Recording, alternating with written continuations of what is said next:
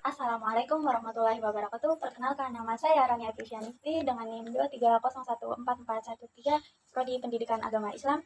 Saya di sini ingin mengumpulkan tugas mata kuliah pengembangan pembelajaran Al-Quran Hadis, dosen pengampu Husnul Khotimah MPD. Saya di sini ingin menganalisis buku paket Madrasah Aliyah dengan bab 2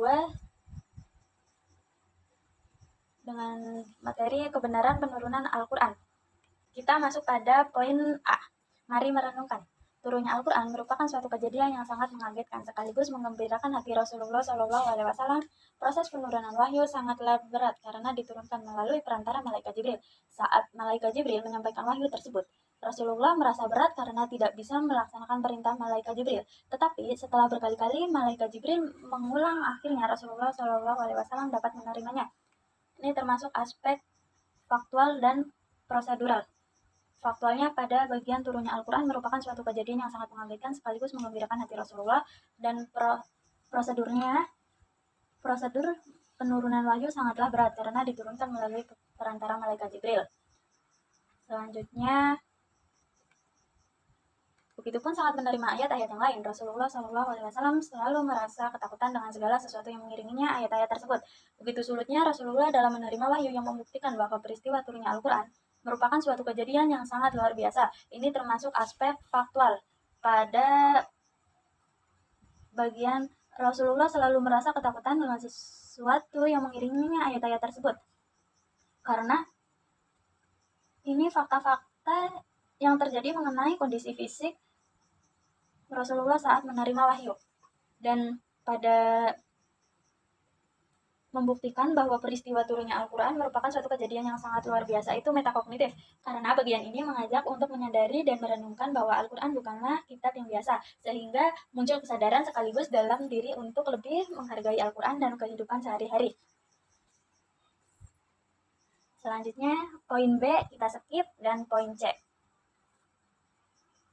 Menghayati kebenaran penurunan Al-Quran.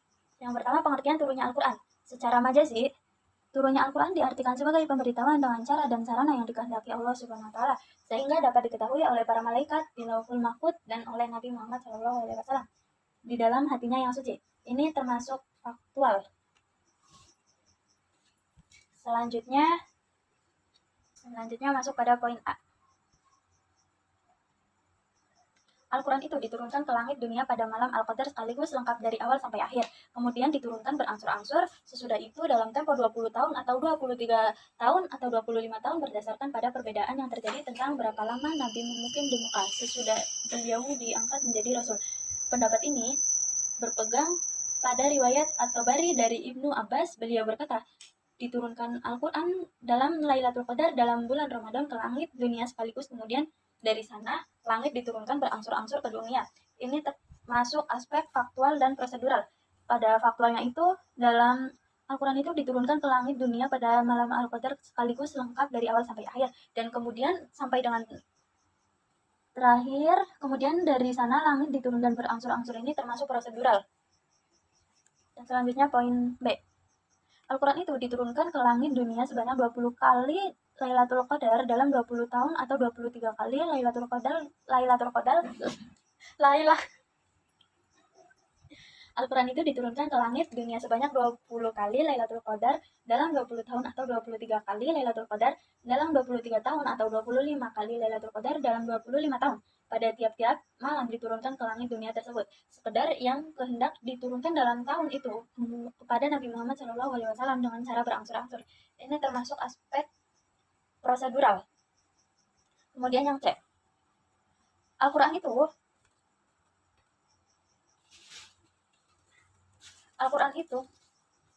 itu permulaan turunnya ialah di malam Lailatul Qadar, kemudian diturunkan setelah itu dengan berangsur-angsur dalam berbagai waktu. Adapun pula pendapat bahwa Al-Quran diturunkan dalam tiga tingkat. Yang pertama, tingkat diturunkan ke Lauhul Mahfuz, yang kedua diturunkan ke Baitul Izzah di langit dunia, dan yang pertama diturunkan ke Lauhul Mahfuz, dan yang kedua diturunkan ke Baitul Izzah ke langit dunia, dan yang ketiga diturunkan berangsur-angsur ke dunia. Ini termasuk prosedural. Dan pada Al-Quran itu bermulaan turunnya ialah di malam Al-Qadar ini termasuk aspek faktual. Baik, lanjut.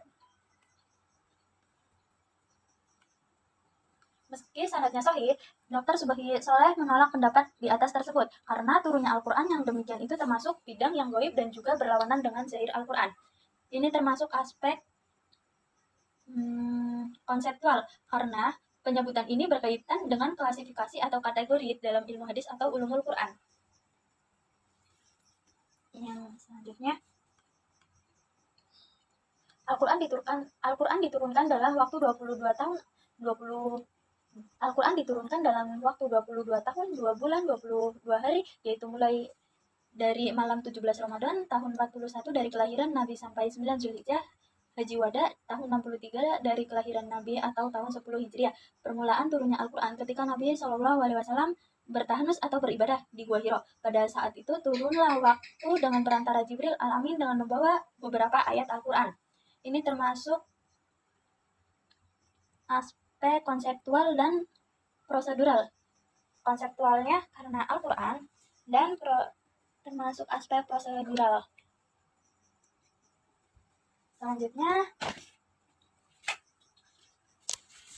yang pertama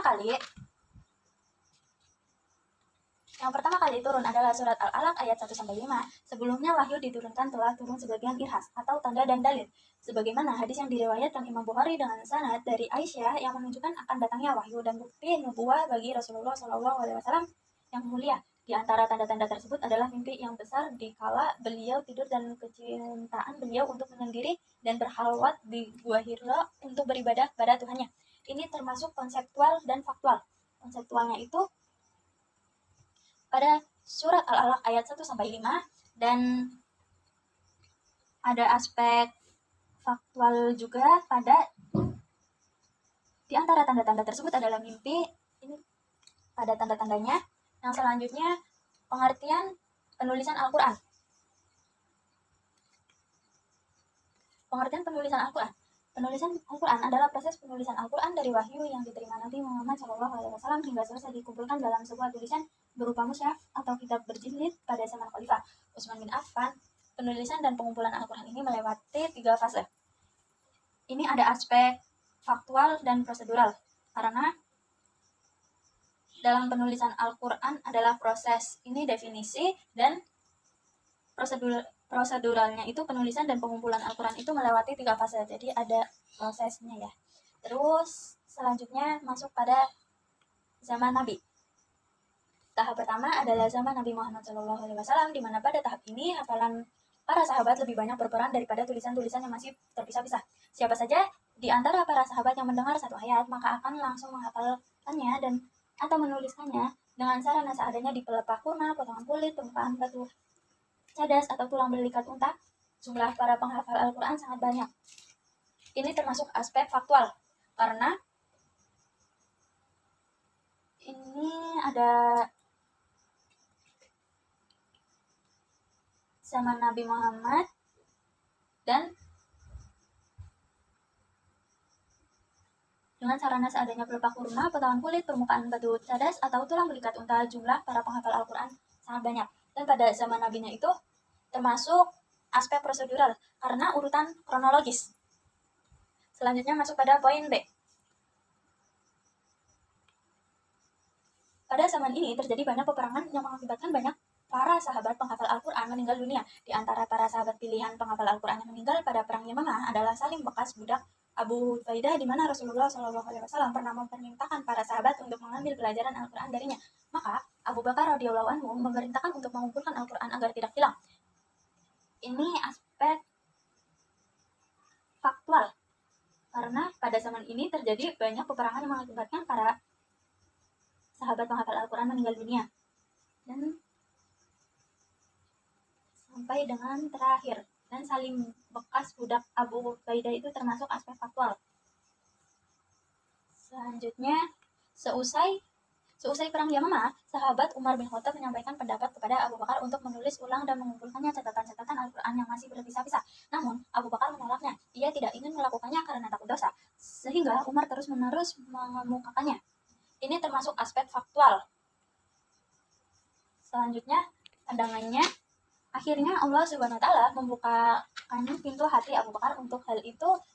Dia lalu memanggil Zaid bin Sabit untuk memerintahkannya untuk menuliskan ulang catatan-catatan Al-Quran dalam sebuah mushaf. Termasuk aspek faktual. Selanjutnya, mushaf tersebut berada di tangan Abu Bakar hingga dia wafat, sehingga dipegang oleh Umar hingga wafatnya dan kemudian dipegang oleh Hafsah binti Umar. Ini ada aspek faktual dan prosedural. Pada mushaf tersebut berada di tangan Abu Bakar hingga dia wafat itu faktual, dan kemudian dipegang sampai dengan terakhir itu prosedur. Kita masuk pada poin C, zaman Utsman. Periode ini adalah periode ketiga proses pengumpulan dan penulisan Al-Quran. Banyak catatan dan kumpulan-kumpulan catatan Al-Quran berbeda-beda di antara para sahabat. Hal itu dikhawatirkan akan menjadi fitnah, maka Khalifah Utsman bin Affan memerintahkan untuk mengumpulkan mushaf-mushaf tersebut menjadi satu mushaf sehingga kaum muslimin tidak berbeda bacaannya, yang bisa menyebabkan pertengkaran dan perpecahan. Jadi pada poin C ini termasuk aspek prosedural dan faktual. Pada prosedurnya itu ketiga proses pengumpulan dan penulisan Al-Quran banyak catatan dan kumpulan-kumpulan catatan Al-Quran yang berbeda-beda di antara para sahabat sampai dengan terakhir itu prosedur. Dan semuanya itu faktual. Selanjutnya kemudian Utsman memerintahkan Zaid bin Sabit, Abdullah bin Zubair, Zaid bin Al-As, dan Abdurrahman ibnu Haris ibnu Hisham radhiyallahu anhu untuk menuliskannya kembali untuk memperbanyaknya. Zaid ibn Sabit berasal dari kaum Ansor, sementara 3 orang yang lain berasal dari Quraisy. Ini termasuk aspek faktual. Selanjutnya, Utsman mengatakan ketiganya, jika kalian berbeda bacaannya dengan Zaid bin Sabit pada sebagian ayat Al-Quran, maka tuliskanlah dengan dialek Al-Quraisy karena Al-Quran diturunkan dengan dialek tersebut. Mereka pun lalu mengerjakannya dan setelah selesai, Utsman mengembalikannya mushaf itu kepada Hafsah dan mengirimkannya hasil pekerjaan tersebut ke seluruh penjuru negeri Islam serta memerintahkannya untuk membakar naskah mushaf Al-Quran selainnya. Ini termasuk aspek faktual dan prosedural. Sahabat Mus'ab bin Sa'ad mengatakan, aku melihat orang banyak ketika Utsman membakar mushaf-mushaf yang ada. Mereka pun keheranan melihatnya. Atau dia katakan, tidak ada seorang pun dari mereka yang mengingkarinya. Hal itu adalah termasuk nilai positif bagi Amirul Mukminin Utsman bin Affan radhiyallahu anhu yang disepakati oleh kaum muslimin seluruhnya. Hal itu adalah penyempurnaan dari pengumpulan yang dilakukan Khalifah Rasulullah Shallallahu alaihi wasallam, Abu Bakar Az-Siddiq radhiyallahu anhu. Ini termasuk aspek faktual. Selanjutnya, perbedaan antara pengumpulan yang dilakukan Utsman bin Affan dan pengumpulan yang dilakukan Abu Bakar As-Siddiq adalah tujuan dari pengumpulan Al-Quran di zaman Abu Bakar adalah menuliskan dan mengumpulkan keseluruhan ayat-ayat Al-Quran dalam satu mushaf agar tidak tercecer dan tidak hilang tanpa membawa kaum muslimin untuk bersatu pada satu mushaf. Hal itu dikarenakan lebih terlihat pengaruh dari perbedaan dialek bacaan yang mengharuskannya membawa mereka untuk bersatu pada satu mushaf Al-Quran saja, termasuk aspek faktual. Selanjutnya, sedangkan tujuan dari pengumpulan Al-Quran zaman Khalifah Utsman radhiyallahu anhu adalah pengumpulan dan menuliskan Al-Quran dalam satu mushaf dengan satu dialek bacaan dan membawa kaum muslimin untuk bersatu pada satu mushaf Al-Quran karena timbulnya pengaruh yang mengkhawatirkan pada perbedaan dialek bacaan Al-Quran. Ini ada aspek faktual dan prosedural. Pada faktualnya itu, sedangkan tujuan dari pengumpulan Al-Quran di zaman Khalifah dan proseduralnya itu mengumpulkan dan menuliskan Al-Quran dalam satu mushaf dengan satu dialek bacaan sampai dengan perbedaan dialek bacaan Al-Quran. Hasil yang didapatkan dari pengumpulan itu terlihat dengan timbulnya kemaslahatan yang besar di tengah-tengah kaum muslimin, di antaranya persatuan dan kesatuan, kesepakatan bersama dan saling berkasih sayang. Kemudian, mudarat yang besar pun bisa dihindari, yang diantaranya adalah perpecahan umat, perbedaan keyakinan, tersebar luasnya kebencian dan permusuhan. Ini termasuk aspek faktual, karena ini berbicara tentang hasil, dan diantaranya adalah perpecahan umat, perbedaan keyakinan, tersebar luasnya kebencian dan permusuhan. Yang selanjutnya, mushaf Al-Quran tetap seperti itu sampai sekarang dan disepakati oleh seluruh kaum muslimin serta diriwayatkan secara mutawatir, dipelajari oleh anak-anak dari orang dewasa, tidak bisa dipermainkan oleh tangan-tangan yang kotor para perusak dan tidak sampai tersentuh oleh hawa nafsu orang-orang yang menyeleweng. Ini termasuk aspek faktual. Selanjutnya kita masuk pada poin E, rangkuman. Yang pertama, Al-Quran itu diturunkan ke langit pada dunia pada malam Al-Qadar sekaligus lengkap dari awal sampai akhir, kemudian diturunkan berangsur-angsur sesudah itu dalam tempo 23 tahun. Ini termasuk faktual dan prosedural. Faktualnya itu dalam Al-Quran itu diturunkan ke langit pada malam Al-Qadar, dan prosedurnya itu pada kemudian diturunkan berangsur-angsur. Jadi mempunyai tahapan-tahapan untuk Al-Quran itu diturunkan. Dan yang kedua, penulisan dilaksanakan sejak wahyu diterima Nabi Muhammad SAW hingga selesai dikumpulkan dalam sebuah tulisan berupa mushaf atau kitab berjilid pada zaman Khalifah Utsman bin Affan. Ini termasuk faktual karena penulisan dilaksanakan sejak wahyu diterima Nabi Muhammad SAW. Dan yang ketiga, banyaknya para penghafal Al-Quran yang gugur di medan perang membuat sahabat Umar menyampaikan pendapat kepada sahabat Abu Bakar untuk mengumpulkan catatan-catatan Al-Quran. Ini termasuk faktual dan prosedural.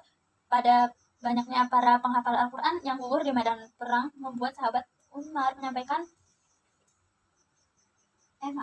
banyaknya para penghafal Al-Quran yang gugur di medan perang membuat sahabat itu termasuk faktual, dan Umar menyampaikan pendapat itu termasuk prosedural. Dan yang keempat, proses penulisan Al-Quran menjadi sebuah mushaf utuh selesai pada zaman Khalifah Utsman bin Affan. Ini termasuk faktual. Oke, selesai penjelasan dari saya. Kurang lebihnya mohon maaf apabila ada salah kata. Terima kasih yang sudah menonton. Saya akhiri. Wassalamualaikum warahmatullahi wabarakatuh. Bye-bye.